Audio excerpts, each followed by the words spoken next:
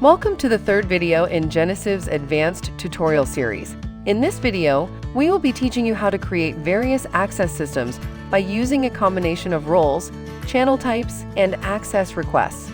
If you're interested in the full series, check out our playlist to get started with making your community more engaging and interactive. Now let's get started. First, we'll be creating a virtual classroom with a weekly course system that allows members to move to the next tier by completing tasks. Here I have created a category for my wellness classroom and channels for each week in the course. Let's start by privating all our course channels so we can better control access to them later on. Once that's done, let's integrate your courses with your community. This can be done by heading into your various weekly channels and turning on iframe and embeds. Here you can input the emd code of your course playlist or any other content, such as your website. You can choose to turn on the iframe chat room to allow communication to be had in the channel alongside your content. Once that's done, let's move on to creating a tiered access system. Our suggested member progression is as follows. Members will enter the public registration channel and copy the registration form. They will submit their filled form to the Week 1 channel, where it will be processed by the admins.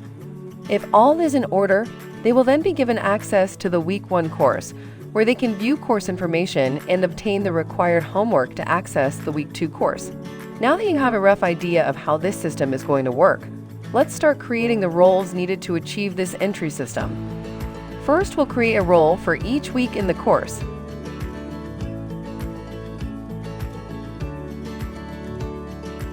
Once that's done, head to the role permissions of the Week 1 channel and insert the Week 1 role. Turn on Request Channel Access and insert at all into role permissions. Under the channel request description, let members know that they'll need to upload the registration form for approval.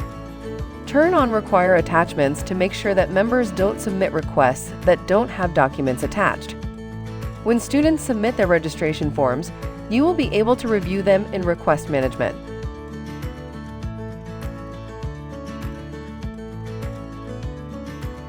Approve the request and assign them the Week 1 role that allows them to access the Week 1 channel. Repeat the process with the other weeks as well, using homework or other tasks to check your students' weekly progress and approve them to pass through the multi-week course. This way of assigning out access can also be utilized to create one-to-one classrooms or consultation spaces. To do so, first create roles for your students. We're numbering our student roles so that we can match them to their respective consultation channels. Next, create some channels and name them Room Number 1, Room Number 2, or something to that effect.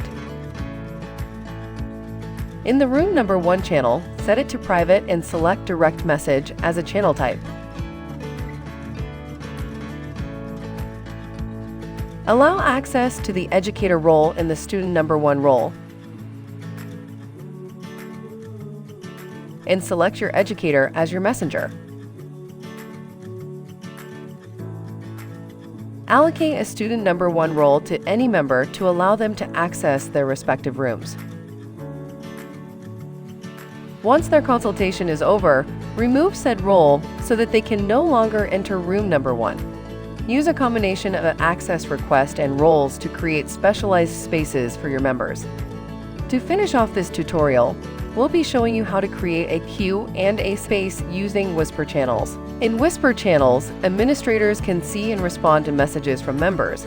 Members can see the administrator's responses, but each member's message is kept private from one another. This will allow you to conduct Q and A sessions in a group setting where the asker of each question is kept anonymous. To achieve this, we'll be creating a Whisper channel and naming it Q&A. Under Assign Whisperers, we'll be assigning our admins or any personnel that we want to be viewing all answering messages in the channel. These will be the only users that can see all messages and have all their messages seen. With this, your community is now ready to take on various forms of activities and communication. In the next part of the series, we will be getting your community ready to receive new members. Head over to the next video in this playlist to get started, or check out some of our other tutorials. Thank you for watching, and we'll see you again in the next video.